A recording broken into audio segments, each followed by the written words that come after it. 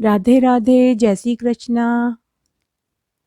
आप सब कैसे हैं? आप सब के ऊपर भगवान का आशीर्वाद हमेशा बना रहे, सब सुखी रहें, खुश रहें, आबाद रहें।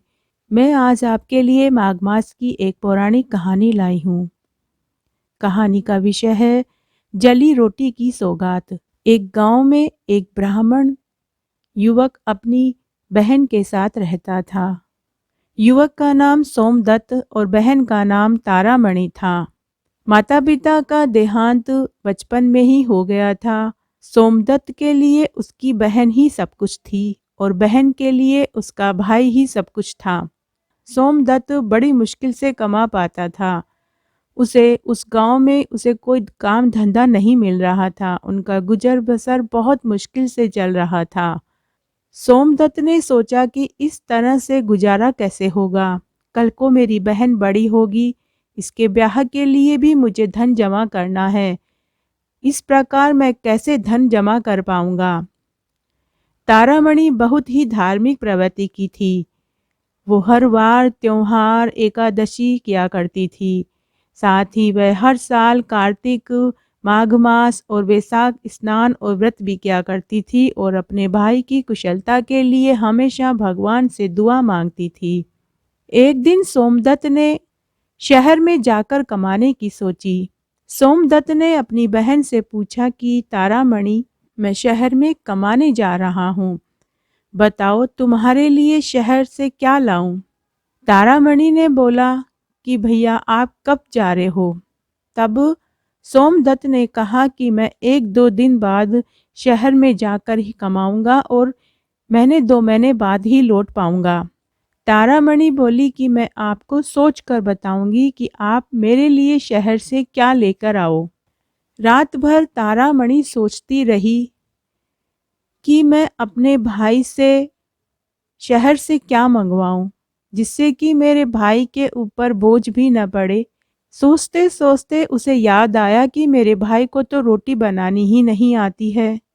वह कैसे रोटियां बनाएगा, क्या खाएगा।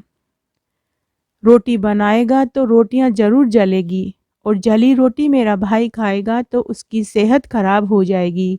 तब उसने सोच लिया कि वो अपने भाई से शहर से क्या मंगवाएगी। दूसरे दिन सोमदत्त शहर में जा रहा था तो उसने अपनी बहन से पूछा कि बहन, तुमने सोच लिया कि तुम शहर से क्या मंगवाना चाहोगी। तारामणि ने कहा कि भाई, आप शहर से मेरे लिए जली हुई रोटी की परत लेकर आना। सोमदत्त को बड़ा आश्चर्य हुआ। उसने कहा, बहन तुमने मांगा भी तो क्या मांगा। लेकिन तारामणि ने कहा कि मुझे तो जली हुई रोटी की परत ही चाहिए। सोमदत्त ने कहा कि ठीक है। इस तरह सोमदत्त शहर में कमाने चला गया। शहर में आकर उसे अच्छी नौकरी मिल गई। माघ का महीना था। उधर तारामणि ने पूरे माघ माह में स्नान और व्रत किया और अपनी भाई की कुशलता की दुआ भी मांगी। शहर में सोमदत्त रोटी बनाता तो उसने पहले कभी रोटी बनाई नहीं थी, तो रोज वह 4 रोटी बनाता, 2 सुबह खाता और 2 शाम को खाता, लेकिन वो चारों रोटियां ही जल जाती थी। तब वह जली हुई रोटी की ऊपर की पपड़ी हटाकर अपनी बहन के लिए एक अटेची में रखता गया और रोटी की निचली परत जो गोरी थी वह खा लेता था। इस तरह उधर उसके भाई ने जली हुई रोटियां रखनी शुरू कर दी। तारामणि जानती थी कि उसके भाई को रोटी बनानी नहीं आती है, रोटियां तो अवश्य ही जलेगी। वो नहीं चाहती थी कि उसका भाई जली रोटी खाए, इसलिए उसने अपने भाई से जली रोटी की सौगात मांगी। इधर तारामणि माघ स्नान और व्रत कर रही थी। तारामणि रोज अपनी भाई की कुशलता के लिए भगवान विष्णु से दुआ मांगती थी।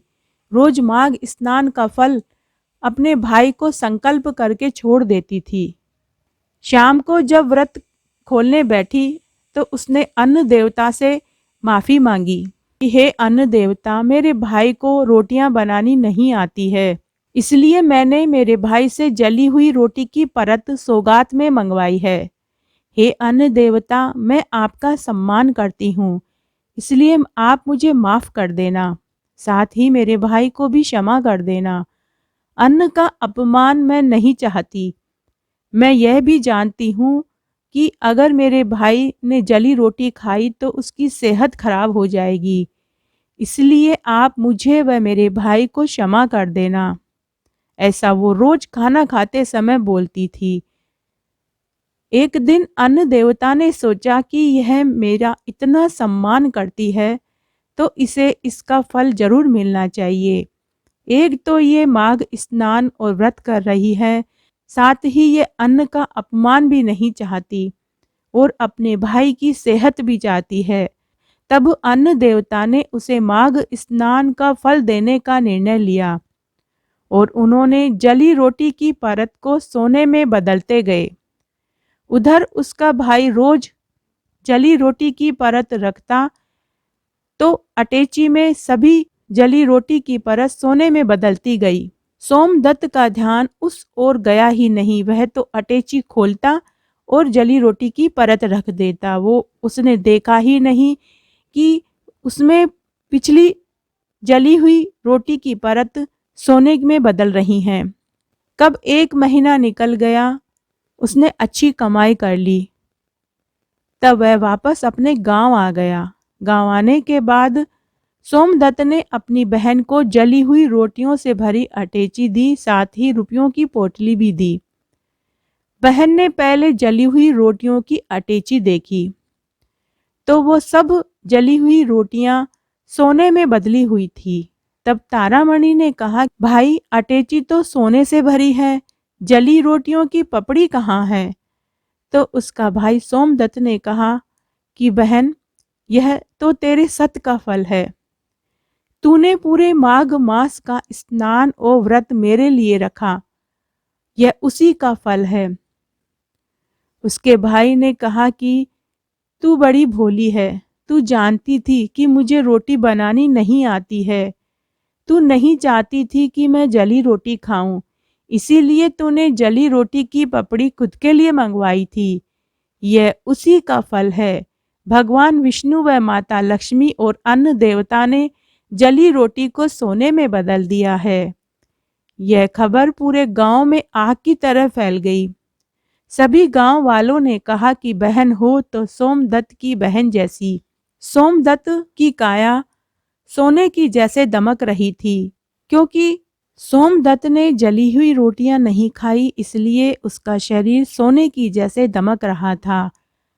बहन ने अपने भाई का खूब मान रखा तो अन्न देवता और भगवान विष्णु और माता लक्ष्मी ने तारामणि के माघ मास का मान रखा।